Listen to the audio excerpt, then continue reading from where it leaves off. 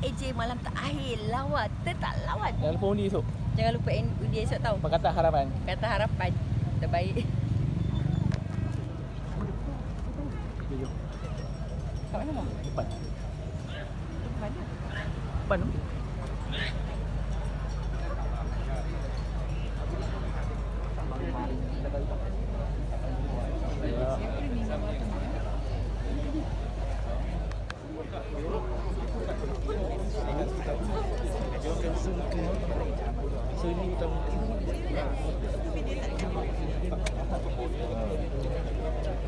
Ini dia punya ni lah.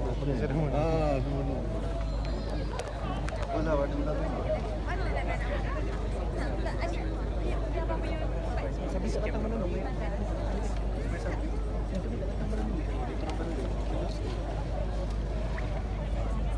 Oh.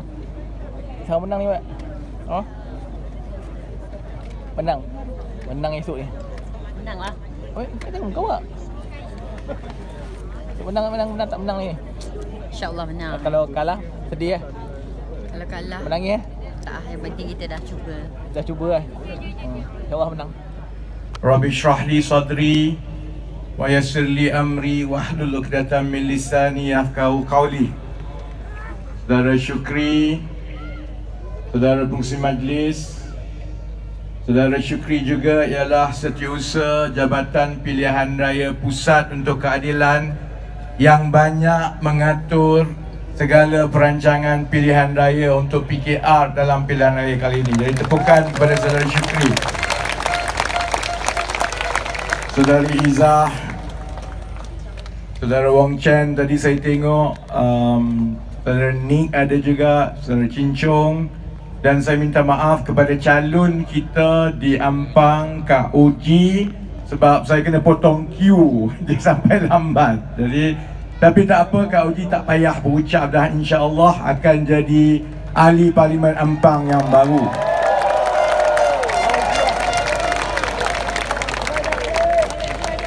Ya, kempen kali ini agak berbeza dengan kali terakhir. Kita semualah yang bertanding ini berkempen tahun 2018. Dulu 2018 teknologi tak ada skrin, tak ada TV, tak ada skrin besar, jadi kita ceramah sajalah nah. Dalam pilihan raya kali ini, banyak-banyak kritikan yang dibuat. Saya biasa kena kritik lah. Banyak-banyak kritikan yang dibuat ialah mengenai badan dan gigi saya. Jadi aku jadi self-conscious tengok dalam TV. Gigi betul ke tidak, perut betul ke tidak ni kan. Saya ucapkan terima kasih kepada semua yang hadir. InsyaAllah penuh satu padang pada notis yang begitu singkat.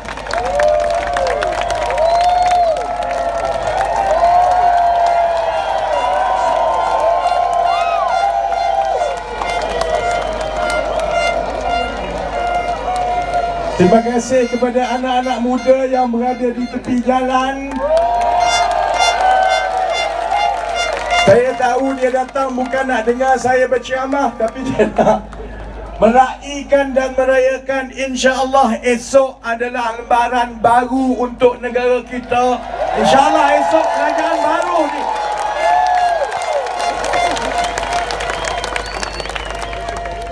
Saya ucap terima kasih kepada semua yang saya tahu, contohnya bukan jenis datang kaki ceramah.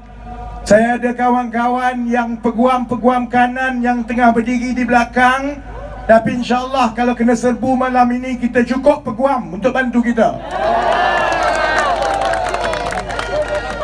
Ini adalah ucapan terakhir saya untuk ceramah, untuk kempen tahun ini. Ucapan terakhir Izzah, ucapan terakhir Wong Chen.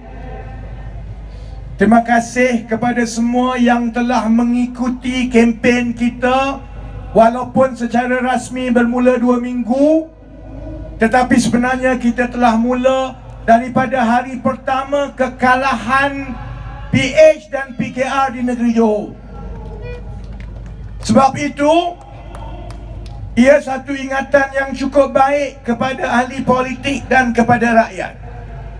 Pertama, kuasa itu ada di tangan rakyat. Kalau ada parti politik, kalau ada ahli politik yang tidak mengikut landasan ataupun harapan yang rakyat letakkan, gunakan kuasa itu dan ajar mereka di peti undi dalam pilihan raya.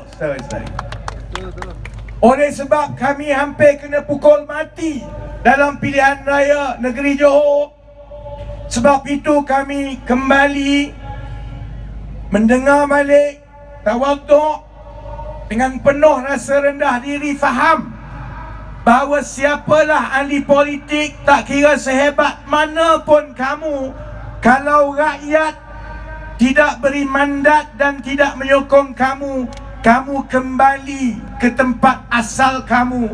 Maknanya kamu hanyalah orang yang tidak ada apa-apa dalam masyarakat.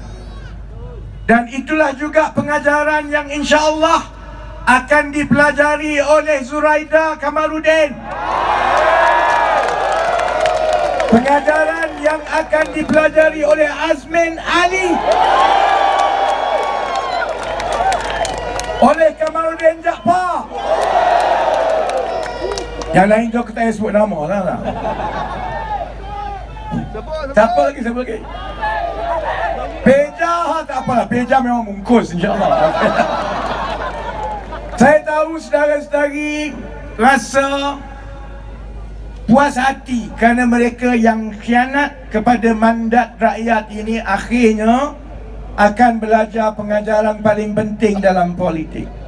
Tidak ada apa-apa pakatan, tidak ada apa-apa mandat, tidak ada apa-apa kerajaan jawatan yang boleh bertahan yang dibina di atas satu pengkhianatan. Sebab itu saya nak ingatkan diri saya dan kawan-kawan yang lain juga. Pengkhianatan ini besar dan banyak jenisnya. Dalam 3-4 tahun yang lalu kita cukup benci dan faham kemarahan rakyat bagi mereka yang khianat, macam Zuraida, macam Azmin, macam Kamaluddin Jaafar, macam Peja, macam Muhyiddin Yassin. Khianat mandat rakyat semata-mata untuk dapat jawatan. Kita tahu dan insya-Allah saya yakin semua ahli politik lepas ini akan ingat sampai bila-bila. Jangan sekali-kali kamu khianat mandat rakyat. Tapi saya juga nak ingatkan diri saya, Saudari Izzah, kawan-kawan yang lain. Ada satu lagi khianat yang lebih halus, yang lebih berbahaya, yang lebih melalaikan kepada wakil rakyat dan ahli politik, iaitu bila kamu telah dipilih, walau kamu tidak lompat parti, walau kamu setia dalam parti, tapi kalau kamu malas, kamu bodoh, kamu ponteng, kamu makan gaji buta, kamu tidak menyelesaikan masalah rakyat, dan yang paling teruk, kamu sakau duit rakyat. Saudara-saudari, itu juga adalah satu pengkhianatan kepada undi yang telah diberikan oleh rakyat kepada kita. Sebab itu ingatan kepada saya, ingatan kepada kawan-kawan lain. InsyaAllah esok kita akan tewaskan kata-kata pengkhianat. Tapi kita juga ada cabaran yang besar, supaya walaupun kita menang, walaupun kita tidak khianat dengan cara mereka, tapi kita pegang amanah. Dan setiap gerak-geri kita, setiap kerja kita, setiap masa kita mestilah ingat bahawa kalau aku malas, kalau aku ponteng, kalau aku bodoh, kalau aku lebih pentingkan orang yang kaya kroni daripada pengundi rakyat biasa, maka apalah beza kita dengan mereka yang sebelum ini mengkhianat juga mandat rakyat. Sebab itu, kalau tengok kepada keadaan sekarang, saya rasa orang yang paling sedih sekali ialah Zaid Hamidi. Saya ingat dia sebelum pilihan raya, sebab begitu yakinnya dia nak menang, saya ingat dia beli dah beratus-ratus bot dah. Sebab dia juga yang dengan bongkak beritahu, peduli apa pasal banjir. Kalau banjir pun, UMNO akan meredah banjir demi pilihan raya. Hidup tak nampak. Sekarang bot tah ke mana, pilihan raya tah ke mana. Hidup kat rumah. Sekarang agaknya dia tengah fikir, apalah aku nak buat kalau aku duduk bilik sebelah Najib lepas ini.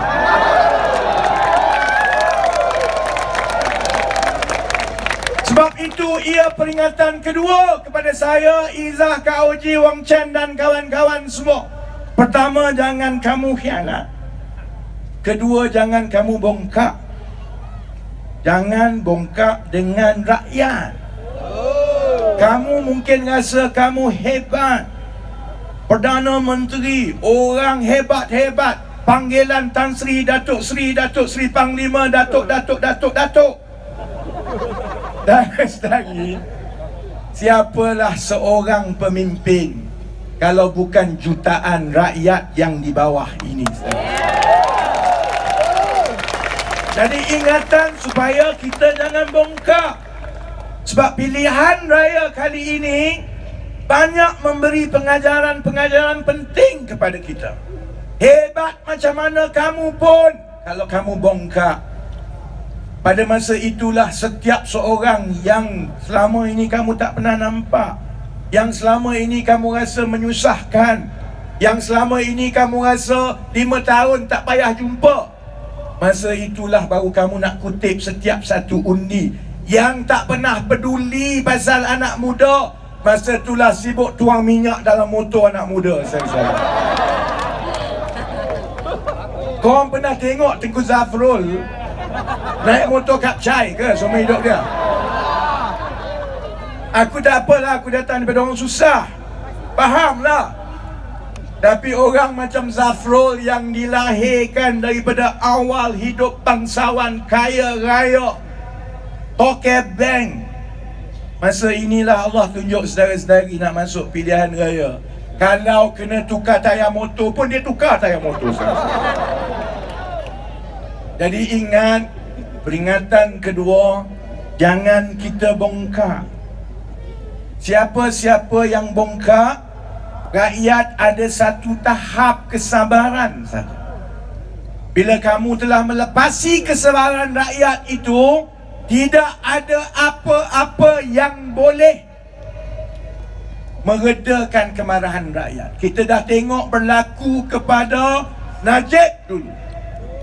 Kita dah tengok berlaku kepada Tun Mahathir, walaupun dia negarawan yang lama, banyak jasa. Tapi bila rakyat dah marah, saya simpati kepada Tun Mahathir pada umur begitu, kerana rakyat sudah buat keputusan. Dan ingatan yang sama kepada kawan-kawan dalam PKR, dalam DAP, dalam Amanah dan rakan pilihan raya kita dalam muda. Kalau kamu menang sebelum ini, selepas ini, kalau saya tegur macam saya tegur tahun 2018 dahulu, jangan kamu sekali-kali bongkak dan marah aku balik. Sebab selalunya kalau saya tegur, saya rasa ada benda yang tak kena. Dan ahli politik ini memang cepat kepalanya besar. Perut besar tu satu hal, Nampak tak? kepala cepat besar. Jadi bila dia masuk jadi menteri, tak pernah jadi menteri sebelum ini. Bila jadi menteri, daripada sebelum ini hanya rakyat biasa perseorangan, masuk pejabat, ada 30 orang sambut. Pegawai-pegawai fikir menteri nak makan apa hari ni. Orang kapek dan pengiring, daripada tidak pernah ada pegawai, tiba-tiba ada 5 orang pegawai. Sebab itu ingatan saya kepada kawan-kawan dalam Pakatan Harapan, kalau menang sekali lagi, jangan lupa bumi yang dipijak, saudara-saudara. Sebab kita dah tengok nasib yang berlaku kepada UMNO. Kita dah tengok nasib yang berlaku kepada Muhyiddin dan Bersatu. Kita juga tengah tengok bagaimana PAS yang baru tak sampai 2-3 tahun dapat kuasa dan jadi Menteri Persekutuan. Macam mana rakyat jaki dengan mereka sebab mereka tiba-tiba besar kepala bila dapat jawatan. Kalau menang, jangan kita hanya berbangga dengan rakyat yang keluar berdiri berjam-jam atas padang begini. Ingat mereka yang berdiri atas padang, supaya setiap kali kamu masuk pejabat selepas ini, janganlah disambut oleh pegawai-pegawai kerajaan. Pegawai kerajaan, kita nak mereka tumpu kepada kerja. Banyak masalah, banyak soal rakyat. Tak payahlah kamu jaga menteri ini kerana gaji dia dah memang tinggi. Peringatan ketiga, tadi saya sebut peringatan pertama, jangan khianat. Peringatan kedua, jangan bongkak. Peringatan ketiga, jangan malas. Jangan malas.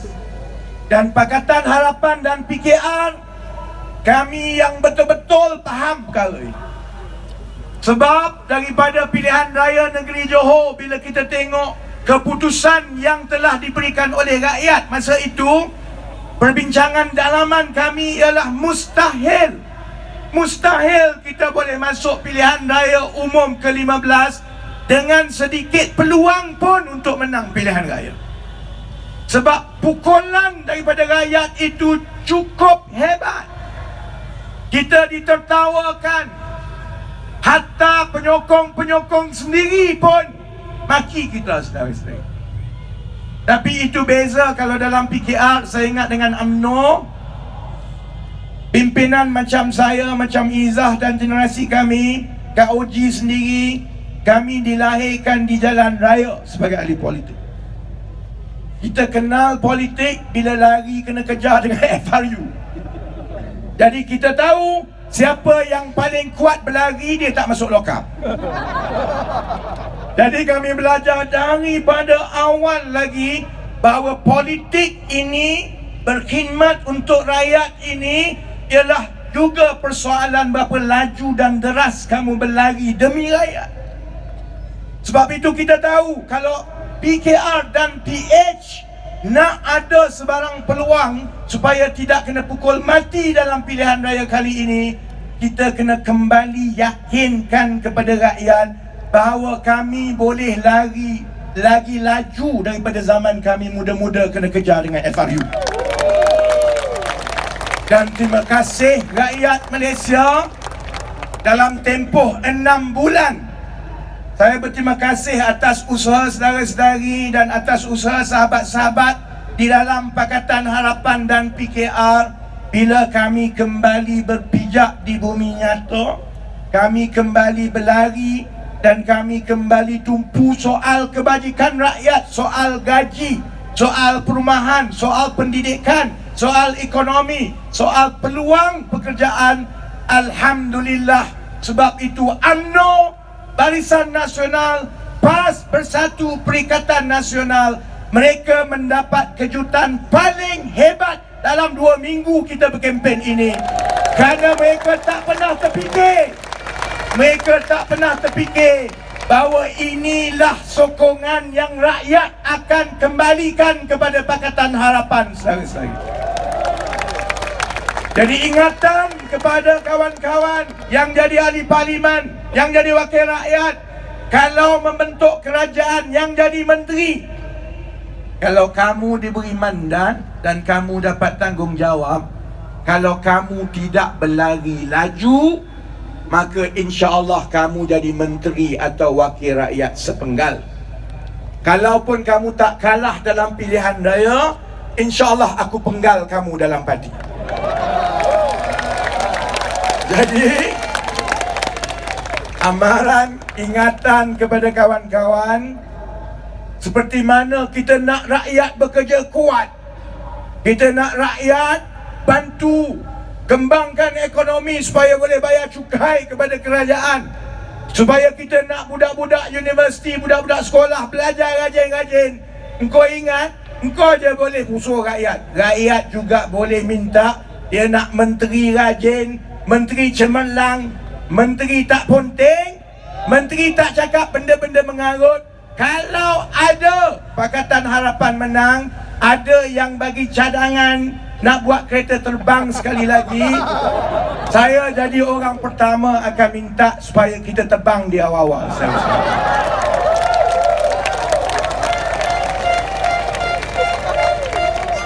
Pengajaran keempat ialah ramai ahli politik ini rasa dia cerdik dan dia nak jadi menteri. Aku pun tak faham. Saya kalau orang tanya daripada dulu, saya tak berminat untuk jadi menteri sebab saya tahu kerja tu berat.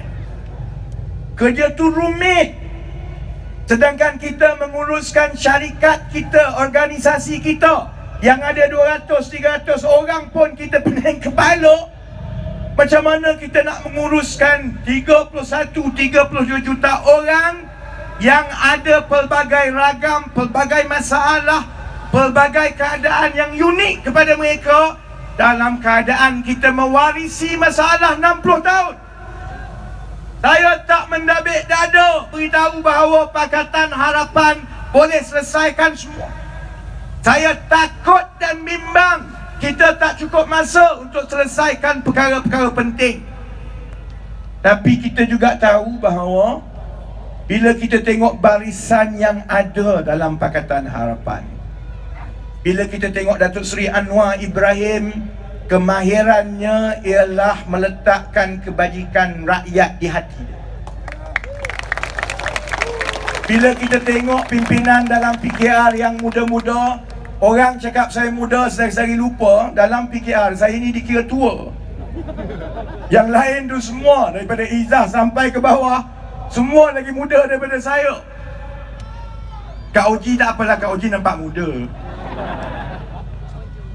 Jadi bila kita tengok barisan yang ada dalam PKR, dalam DAP, dalam Amanah, kemudian bila kita tengok pula barisan muda yang ada dalam PAS, kita banding dengan barisan muda yang ada dalam UMNO, dan yang paling hebat kita tengok barisan muda yang ada dalam Bersatu, nama dia Peja.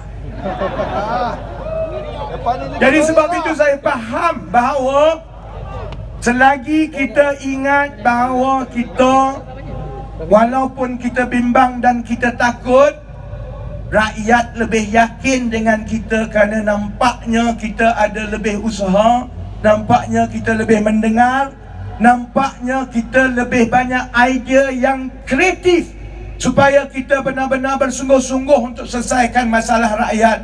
Kalau perkara itu diingati bila Pakatan Harapan bentuk kerajaan, insya-Allah saudara-saudari, kalau kita tak boleh selesaikan semua pun, saya harap rakyat memahami bahawa kita sedang, telah dan akan terus mencuba yang terbaik dengan usaha yang terbaik supaya selepas satu penggal Pakatan Harapan memerintah, masalah-masalah utama rakyat kita mula selesaikan dan letakkan negara ini pada landasan yang baik.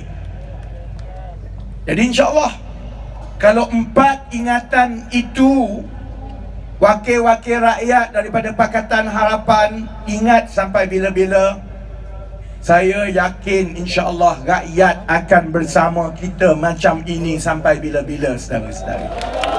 Jangan khianat, jangan bongkak, jangan malas. Satu lagi apa dia no? Jangan sakau.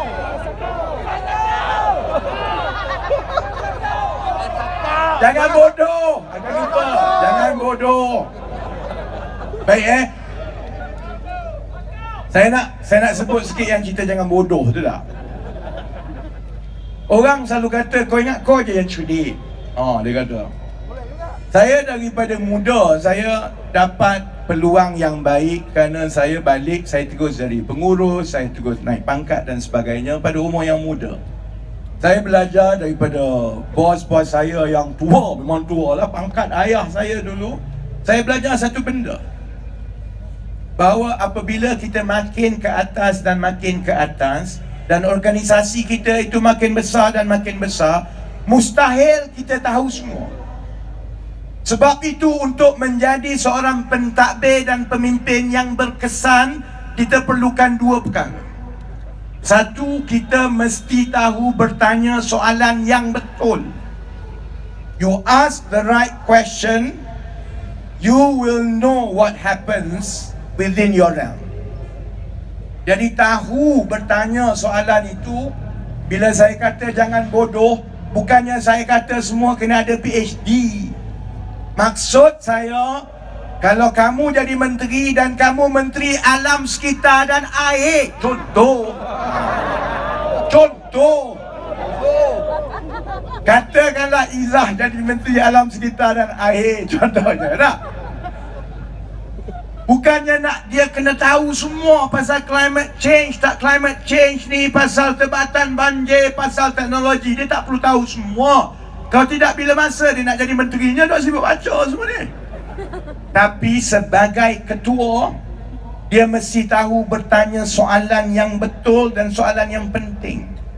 Sebab bila dia tahu tanya soalan yang betul, insya-Allah dia boleh tahu sama ada perkara itu berlaku seperti sepatutnya, langkah-langkah telah dibuat. Sebab itu menteri kena pandai bertanya dan pandai proses jawapan. Bukannya sama ada ana tak tahu, ana puas hati, ana blur. Tak boleh lah macam tu. Itu yang pertama. Yang kedua, dia mestilah dikelilingi oleh pegawai-pegawai tinggi kerajaan yang jujur dan cekap. Dia kena tahu bahawa pegawai-pegawai kerajaan dia ini adalah nadi dia. Kalau dia bagi kepercayaan dan mandat dan pilih pegawai-pegawai kanan yang terbaik, bila dia dah tanya soalan itu dia rasa dia yakin bahawa pegawai-pegawai kanan dia ini jujur, amanah, cerdik dan boleh buat kerja, menguruskan perkara-perkara yang lebih kecil di bawah. Saudara-saudari, insya-Allah menteri itu tak adalah sampai kena saman aku macam sekarang. Sebab mesti dia dah tanya awal, kenapa kamu bagi ini kontrak sampai berbilion-bilion kepada satu syarikat? Tak ada syarikat lain ke? Daripada projek banjir pun dia dapat, projek longkang pun dia dapat, projek tahi pun dia dapat, saudara-saudara. Semua dia dapat. Kalau kita jadi menteri, nak sign sign kali pertama 200 juta, aku okey lagi. Mari kedua, bukan bulan lepas aku dah sign 200 juta. Kenapa 500 juta syarikat ni juga?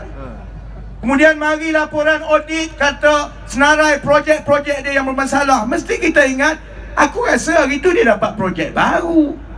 Mesti panggil pegawai tanya, ni kenapa ni? Hari tu kita bagi dia 2 projek dah sampai 1 bilion. Laporan audit kata projek dia projek sakit.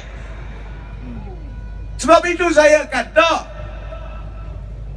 untuk menjadi menteri itu, bila saya kata jangan bodoh, bukanlah bermakna semua kena jadi Einstein cerdik-cerdik belaka.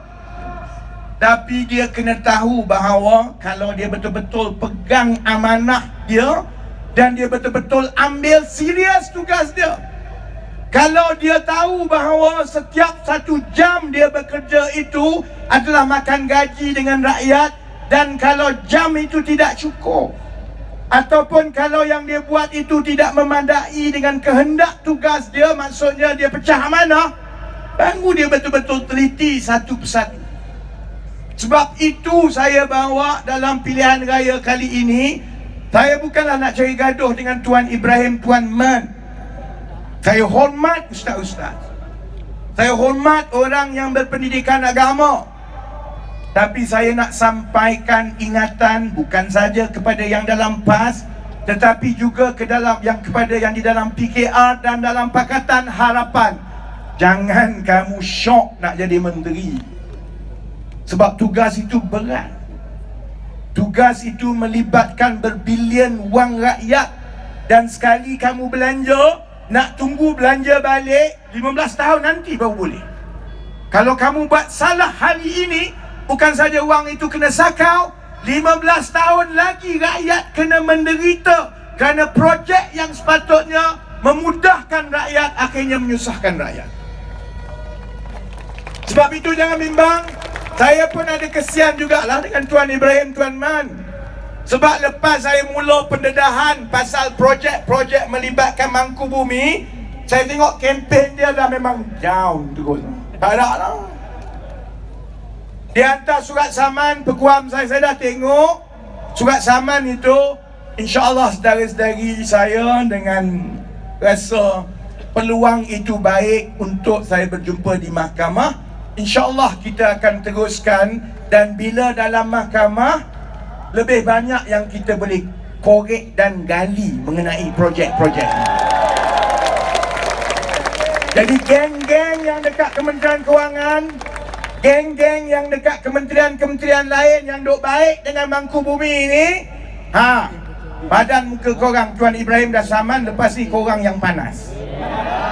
Sebab bila kita gali, kita korek, kita panggil ke mahkamah, kita akan dapat tahu siapa yang dapat apa, siapa yang lulus apa, dan kenapa sampai 5 bilion projek kamu bagi kepada satu syarikat saja. Pada masa kamu cerita kepada semua orang Melayu, UMNO PAS bersatu ini kononnya untuk membela usahawan kontraktor Melayu.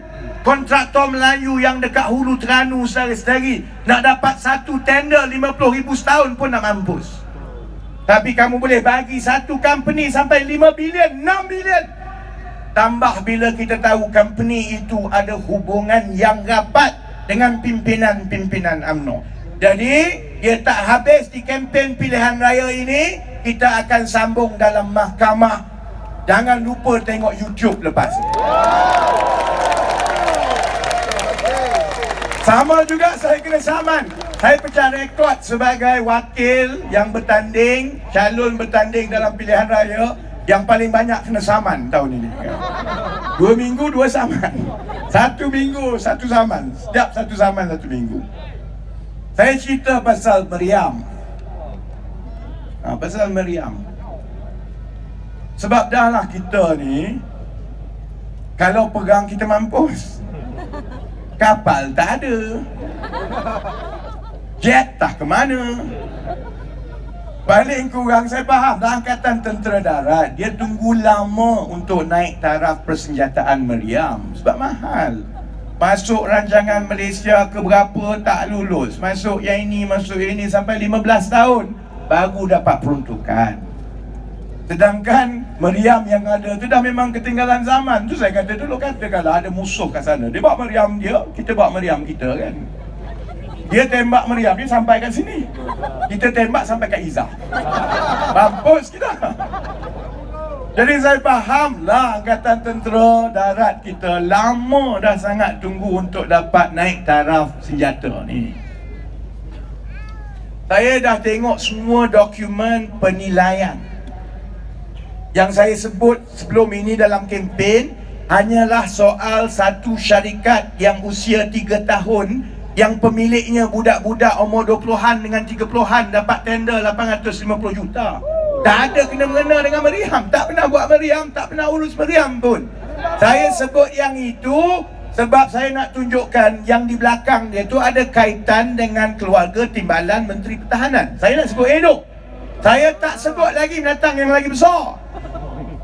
Saya dah tengok dah laporan penilaian spesifikasi Meriam itu. Meriam itu tak menepati spesifikasi pun.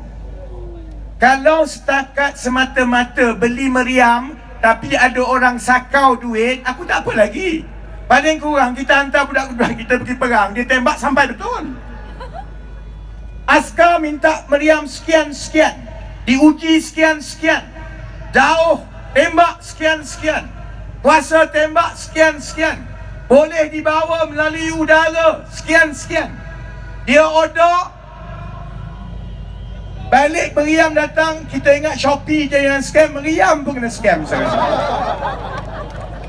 Malaysia kalau serahkan dekat UMNO, serahkan dekat PAS, serahkan Bersatu, lama-lama kita panggil Malaysia Darul Scam. Habis nak scam, sampai meriam pun kau nak scam. Sebab yang tentera marah sangat sampai tentera datang berjumpa dengan saya ialah kerana kalau kapal kita dulu tu tak siap, meriam ni tak cukup spek. Bayar mahal-mahal. Saya faham lah kalau tentera rasa ni mampu aku ni pergi berperang dengan meriam ni. Sebab tu saya sindir. Saya kata beli meriam ni bagi budak-budak ni, company kroni ni, lama-lama meriam kita jadi perhiasan di padang-padang sebelah MPAJ ni. Beli mahal-mahal. Jadi sebab itu, sama juga Ikmal Hisham, Timbalan Menteri Pertahanan daripada Perikatan Nasional, dia mendabik dada. Dia kata dia dah saman saya. Saya tak ada masa nak tunjuk surat saman tu, surat tuntutan. Saya nak beritahu, yang itu pun dia scam rakyat saudara-saudari. Bukan dia yang saman aku, bini dia. Siapa mengaku saman, dia tak saman, dia tak berani pergi ke mahkamah. Oi, Ikmal Hisham tak malu ke?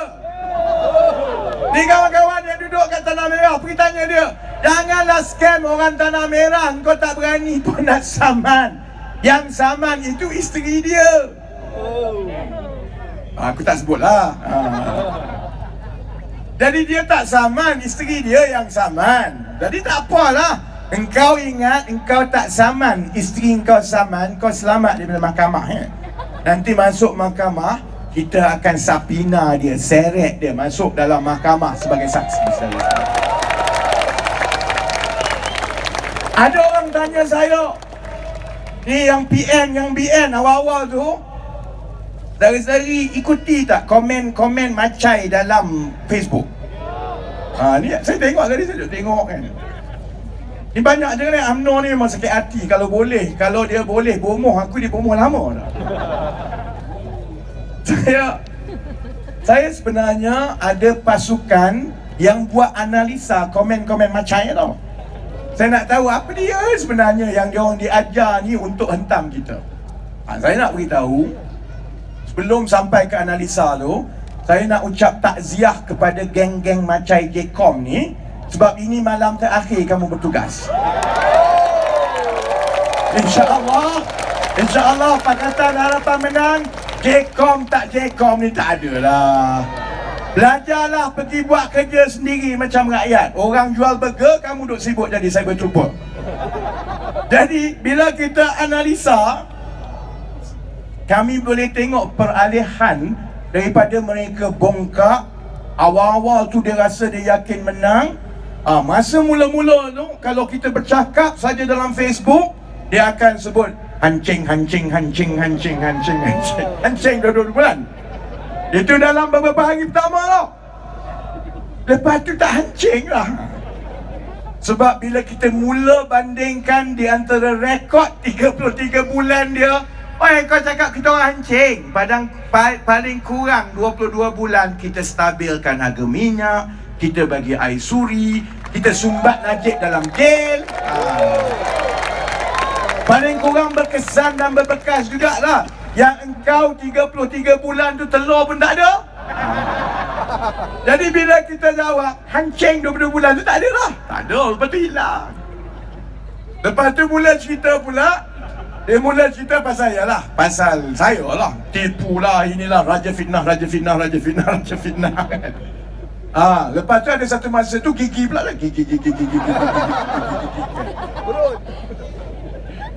Sebab JAP pun dia dah tak larat nak cakap dah sekarang. Dah mati punca dah saudari. Jadi sebab itu, saya tengok orang tanya, kenapa ni kalau yang cyber trooper lah. Dia ada beberapa jenis cyber trooper ni. Satu cyber trooper yang memang JKOM betul-betul ni, kerja dia cut and paste, hancing kan. Satu lagi ni jenis yang mengaku suci. Saya non-partisan, saya tak masuk mana-mana, tapi kamu siang. Jenis macam tu.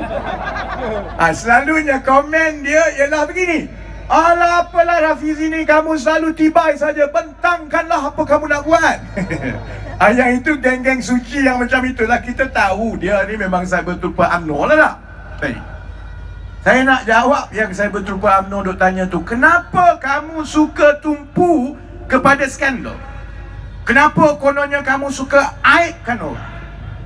Kenapa kamu tak tumpu kepada soal-soal macam mana nak mentadbir? Ada dua jawapan, saudara-saudara. Pertama, negara kita miskin, rakyat kita susah. Nak dapat RM200 daripada kerajaan macam nak mampus. Kamu sakau duit 6 bilion, kamu harap, kamu ingat kita boleh duduk diam? Tanggungjawab saya, kawan-kawan yang jadi wakil rakyat dan pimpinan, kalau ada sesiapa sakau duit rakyat, kalau kami tak kejar, saudara-saudara, kami tak buat kerja kami. Memang sebahagian daripada kerja sebagai pembangkang ialah kerja pegawai dan pimpinan kerajaan yang makan duit rakyat. Sebab itu tugas kita. Jadi kepada orang-orang yang jadi kerajaan, kalau kamu rasa malu, kalau kamu tak nak orang tahu, kalau kamu tak nak tolak bini kamu sama aku, janganlah curi duit. Mudah je. Kalau kita buat kerja itu, insya-Allah, sementara kita nak tunggu SPRM serbu yang tak serbu-serbu, insya-Allah itu akan menakutkan dan mengingatkan ahli-ahli politik. Kamu jangan ingat kamu boleh makan duit begitu saja. Itu sebab pertama.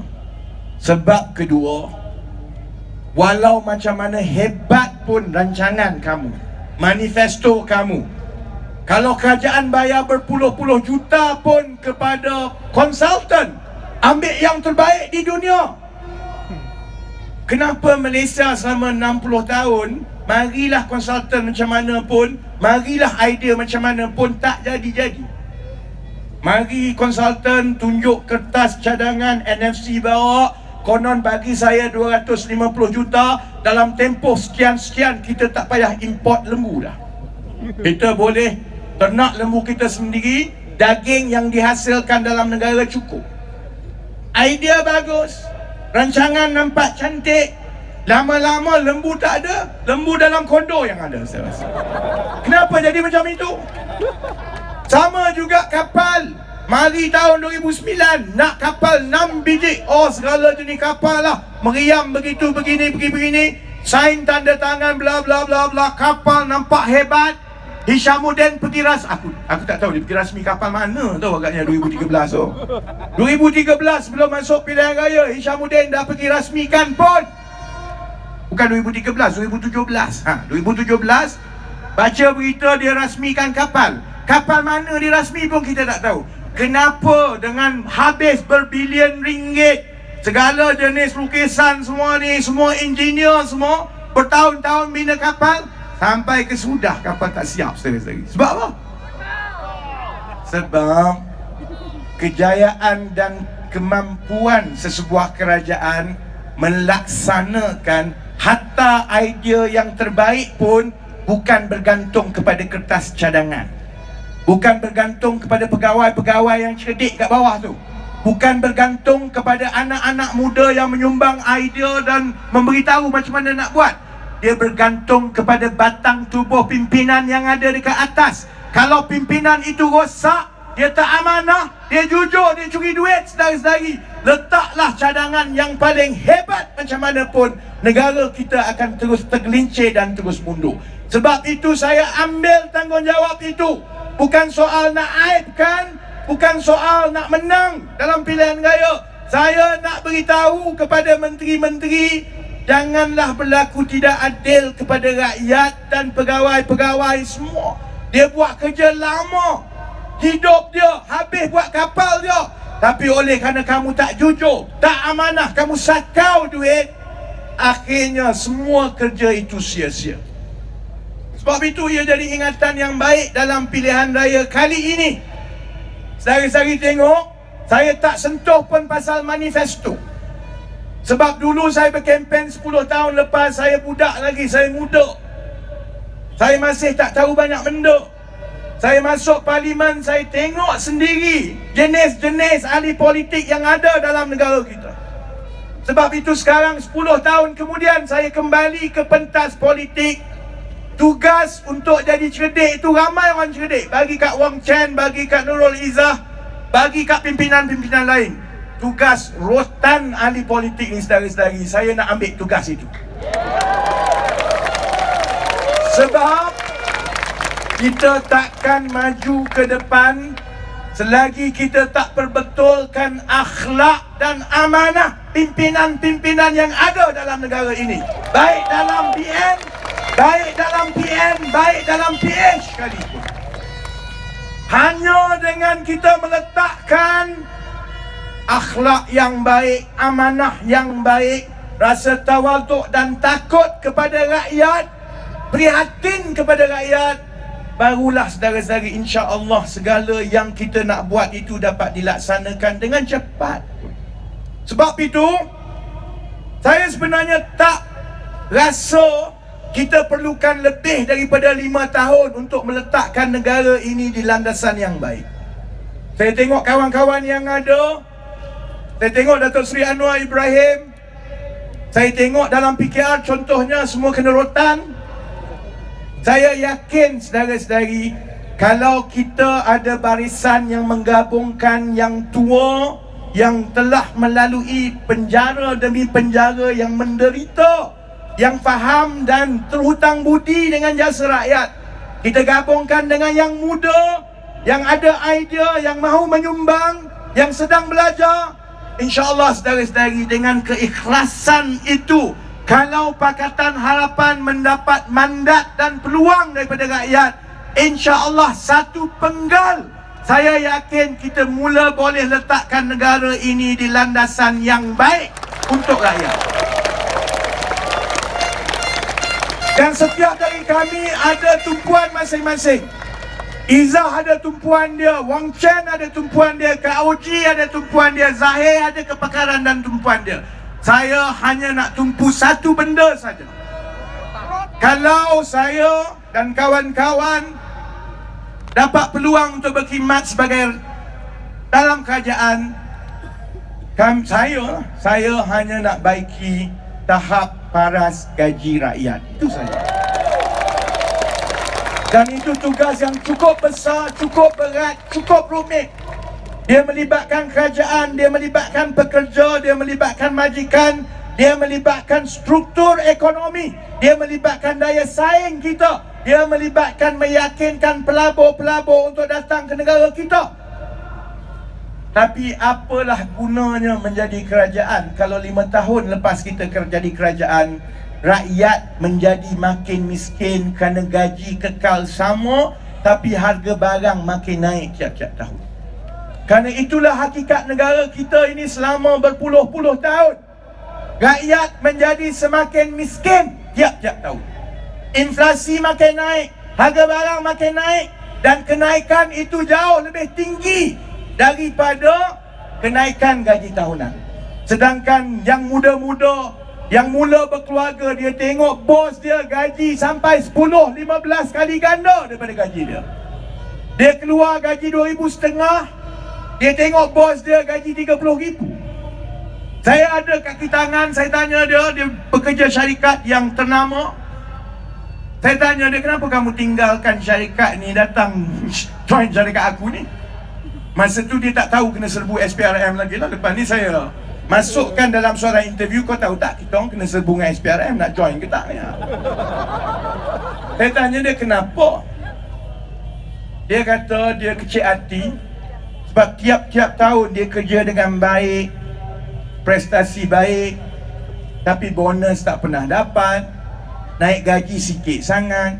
Jadi setiap tahun bos dia beritahu, syarikat beritahu, untung tak cukup untuk naikkan gaji ataupun bagi bonus. Tapi tiap-tiap tahun bos-bos mereka tukar kereta mewah baru. Itu hakikat yang berlaku dalam negara kita. Dan perkara itu berlaku kerana kerajaan langsung tak nak campur tangan soal gaji. Bab gaji di parlimen, ahli parlimen akan bersetuju untuk naik gaji sesama kita. Saya ingat masa naik gaji dulu dengan Izzah dulu tahun 2015, kita orang diam je lah, kau tak kena pulau. Kalau buka mulut di luar kata, saya sebenarnya tak payahlah kot naik gaji banyak sangat macam tu. Masa tu masa GST semua, tak payahlah naik sampai masa itu daripada 16,000 sampai naik ke dekat 27,000. Tak payahlah banyak sangat. Tapi kalau saya ke Izzah ke Wong Chen buka mulut, kita orang jadi kena sumbang lah, kena pulau. Jadi kena duduk diam-diam. Menteri sama mereka naik gaji, bos sama mereka naik gaji. Sebabnya ialah kerana kerajaan tidak campur tangan dalam soal gaji. Kerajaan lepas bulat-bulat kepada majikan, kepada tokek, kepada pemilik. Tidak ada apa-apa tanggungjawab pun dan komitmen dan peruntukan daripada kerajaan untuk memberi insentif dan membantu supaya kita boleh pastikan gaji rakyat ini dinaikkan secara berkala dari satu tahun ke satu tahun, yang dipanggil sebagai gaji progresif. Gaji progresif tak boleh dicapai dengan sendiri. Dia hanya boleh berlaku kalau ada komitmen dan peruntukan daripada kerajaan untuk bekerjasama dengan majikan dan pekerja-kerja supaya kerajaan letak sasaran dan lepas itu sama-sama tanggung macam mana kita nak push tolak gaji dari satu tahun ke satu tahun. Kalau saya dan sahabat-sahabat berjaya buat yang itu, saya rasa kami boleh bersara dan berundur diri daripada politik dengan aman, saudara-saudara. Sebab itulah bagi saya masalah generasi saya, masalah generasi yang muda-muda, dan sekarang ini juga telah menjadi masalah generasi tua.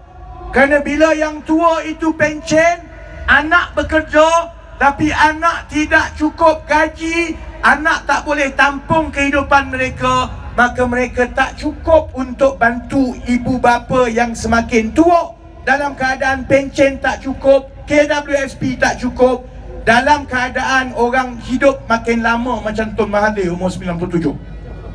Jadi sebab itu saudara-saudari, saya nak tutup dah. Kita pun balik awal. Saya pun nak pergi join budak-budak ni pergi beraya.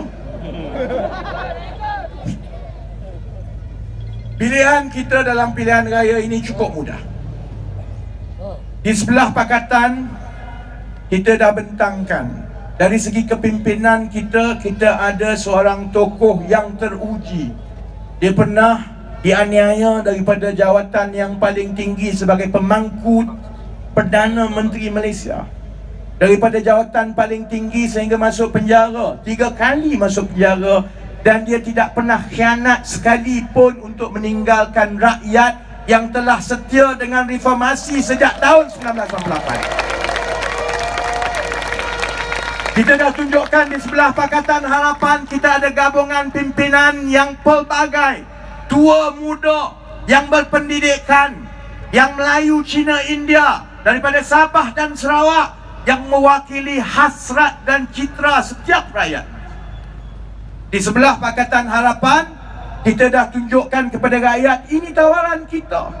Dalam kempen kita bercakap soal gaji rakyat, soal perumahan, soal solar, soal macam mana di masa depan kita nak mengangkat negara kita supaya kita setaraf dengan negara-negara maju lain yang kita duk tengok dalam Netflix.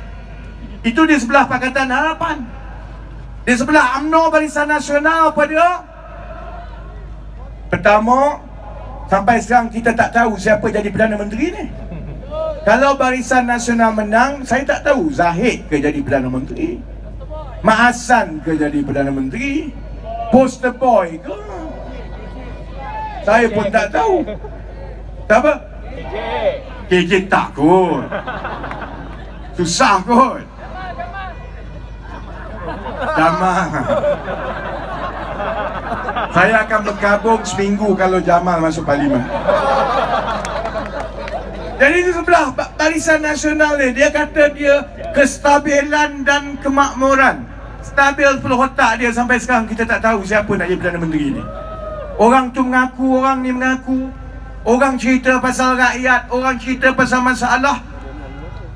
Kita buat pengumuman pasal gaji, kita buat contoh-contoh yang kita nak buat. Hari ini saya tengok pengumuman 2 minggu Zahid Hamidi berkempen, satu pengumuman untuk rakyat pun tak ada. Satu-satunya pengumuman ada aku tengok hari ini dekat TikTok ialah Zahid Hamidi berjanji akan melantik Lokman Adam sebagai senator kalau UMNO menang. Habislah kita tengok lobak tiap-tiap malam daripada Dewan Negara lepas ni. Jadi saya tak payah ulas panjang lah pasal UMNO Barisan Nasional ni. Saudara-saudari tahu bahawa mereka telah hilang punca. Yang muda-muda dalam UMNO Barisan Nasional kena kerat. KJ pun silap-silap hari terpelanting. Memang tidak ada harapan untuk masa depan kalau rakyat pilih UMNO Barisan Nasional. Di sebelah Perikatan Nasional, calon Perdana Menteri dia ialah Muhyiddin Yassin. Masalah dia, saya tengok kebelakangan ni, saya nak nasihat kepada Muhyiddin Yassin. Kalau tengok rekod dia, saya rasa dia ada kepakaran yang lebih baik daripada jadi Perdana Menteri. Sebab saya tengok dia pandai ni. Dalam WhatsApp rahsia Yahudi dia ada. Dalam WhatsApp kumpulan gereja Kristian ni pun dia ada. Saya setuju, saya nak cadangkan Muhyiddin, tak payahlah kau jadi Perdana Menteri, kau jadi spy cukuplah lepas ni.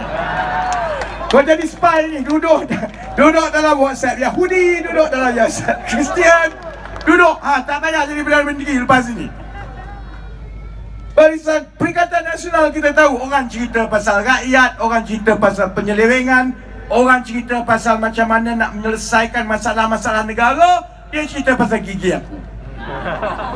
Sampai ke hari ni dia cerita pasal perempuan tak boleh jadi wakil rakyat.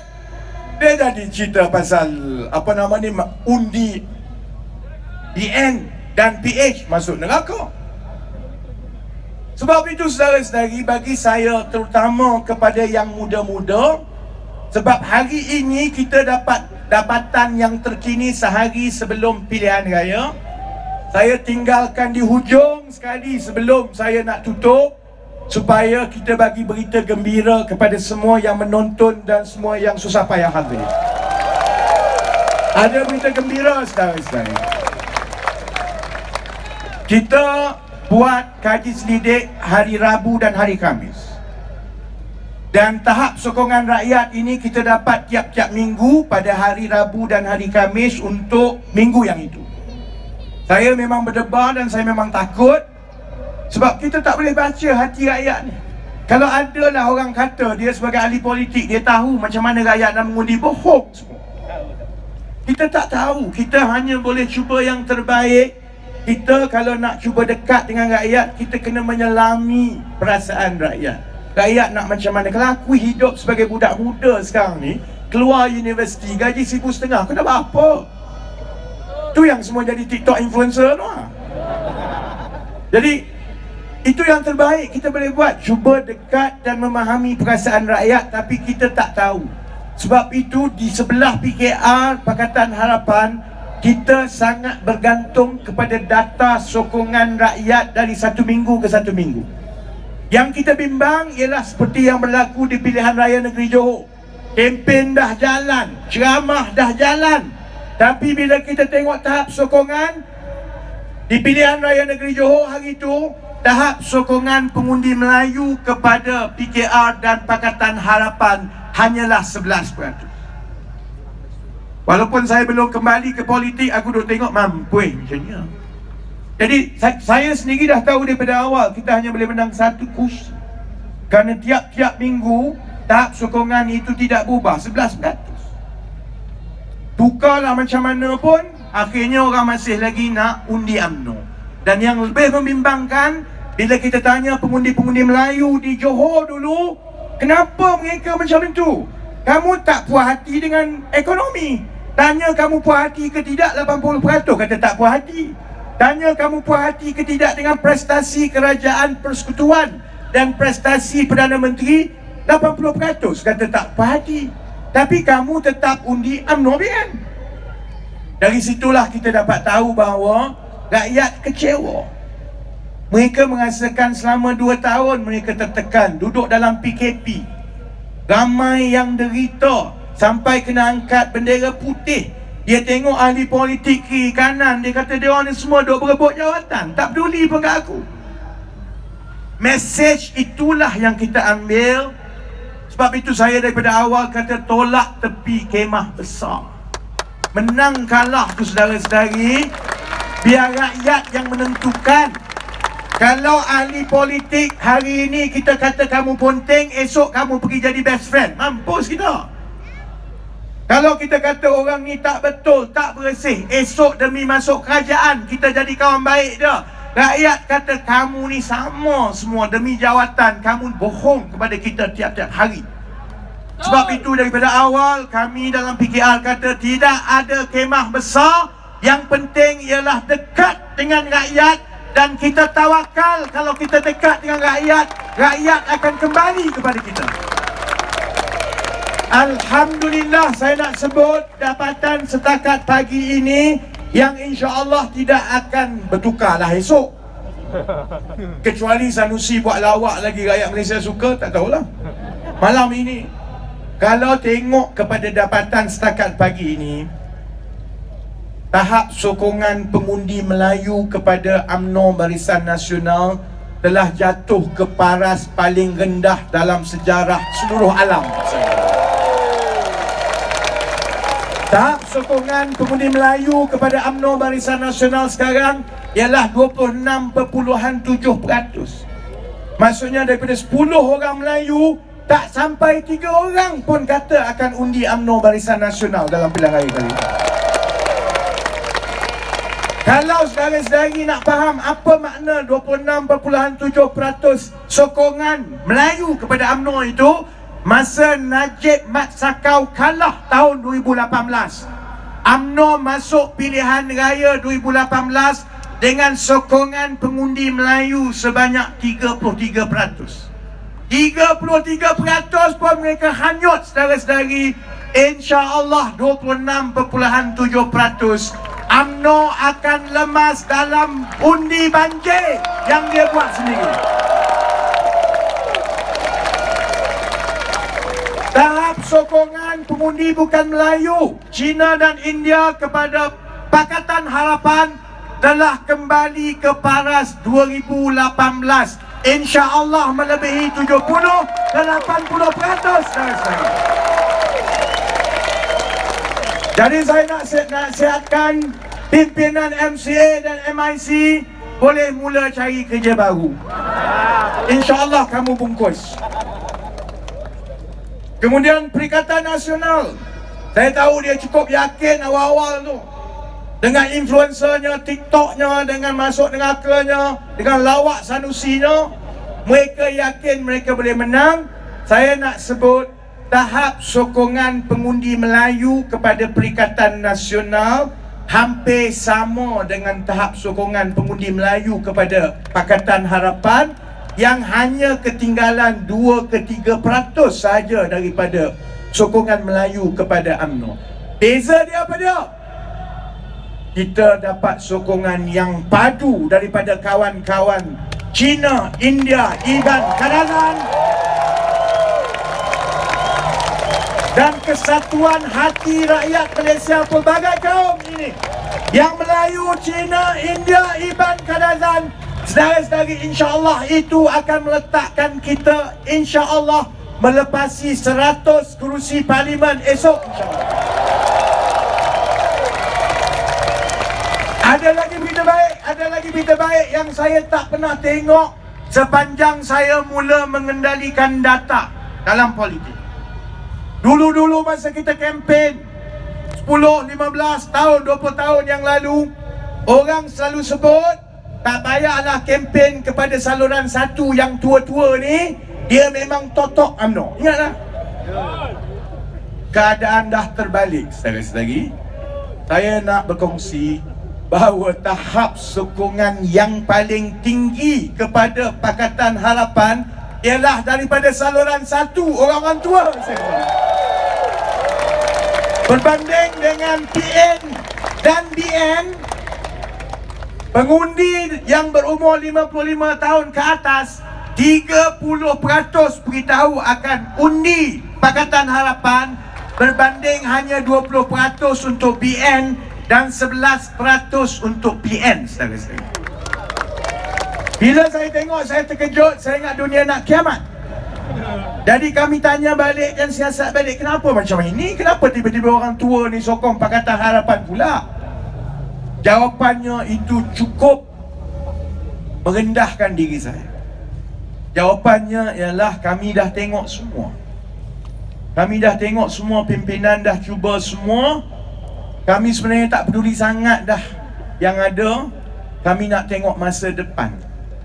Dan kami rasa pimpinan yang ada dalam Pakatan Harapan adalah pimpinan masa depan yang lebih bermutu dan lebih kami percayai daripada yang ada dalam PN dan dalam PN.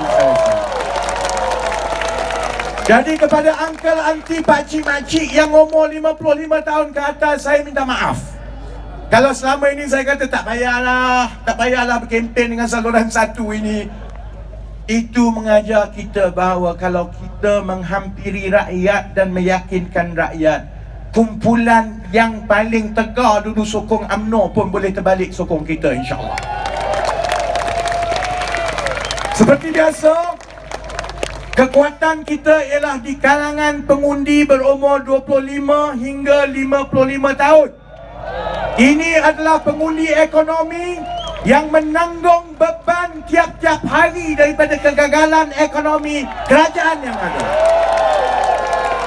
Saudara-saudari tahu, saudara-saudari ada anak, saudara-saudari ada hutang kereta, saudara-saudari keluar universiti tak dapat gaji, bekerja saban hari. Sebab itu saya tak terkejut langsung bahawa kekuatan Pakatan Harapan masih kekal dengan kumpulan-kumpulan pertengahan yang terpaksa menanggung kegagalan pentadbiran ekonomi UMNO Barisan Nasional. InsyaAllah kita dapat undi yang solid daripada kumpulan ini. Dan yang paling akhir ialah kumpulan yang paling muda antara 18 ke 25. Saya nak beritahu mereka sekarang ini sama sokong 3-3 split 3. PN pun kekuatan hampir sama dengan PH, hampir sama dengan PN. Jadi saya nak beritahu kawan-kawan dalam Bersatu, sia-sia je kau bayar influencer TikTok mahal-mahal. Akhirnya, setakat ini kita masih lagi ada sokongan yang sama kuat daripada kumpulan yang muda, sama juga macam PN, sama juga macam BN. Jadi rumusannya bagaimana? Saya ucap terima kasih kepada semua rakyat Malaysia yang terbuka hati memaafkan Pakatan Harapan dan PKR atas kegagalan kami di Johor dulu. Saya ucap terima kasih kepada semua yang mengikuti kempen, yang memberi peluang dan meyakinkan kami bahawa rakyat Malaysia cerdik-cerdik belaka, saudara-saudara. Rakyat Malaysia akan menilai setiap parti dan pemimpin berdasarkan keikhlasan, kecekapan, mutu, pribadi, akhlak kita. Dan itulah yang dibuktikan dalam kempen ini. Kerana UMNO pun tak jangka, PN pun tak jangka bahawa dalam tempoh beberapa bulan sahaja PKR dan PH boleh bangkit daripada kekalahan di Johor dan kini semakin menghampiri Putrajaya, insyaAllah. Cuma permintaan terakhir saya, kerana kena berhenti esok tepat jam 12 tengah malam, tak boleh berkempen dah. Permintaan terakhir saya, tidak cukup untuk kita menang 100 kerusi. Kita perlu menang majoriti mudah 112 kerusi, saudara-saudara. Jadi dalam minit terakhir kita berdoa dan kita merayu supaya pengundi-pengundi memikirkan masa depan.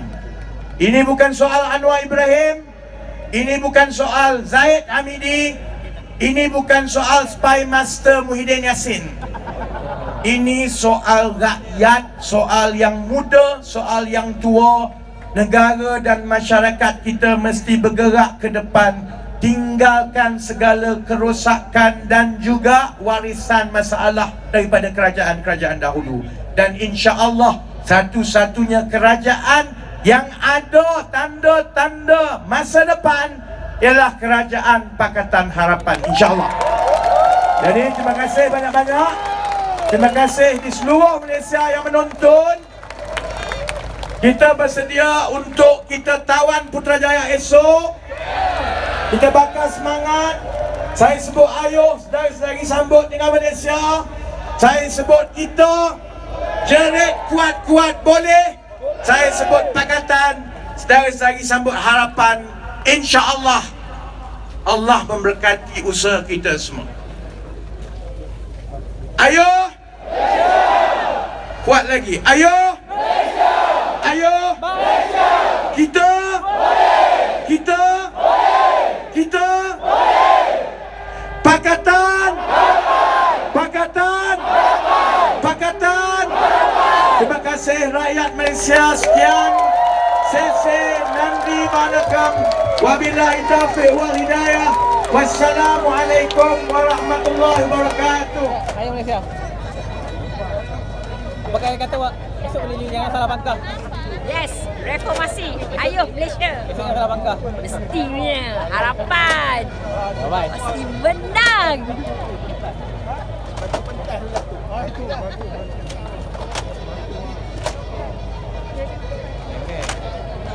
Okay.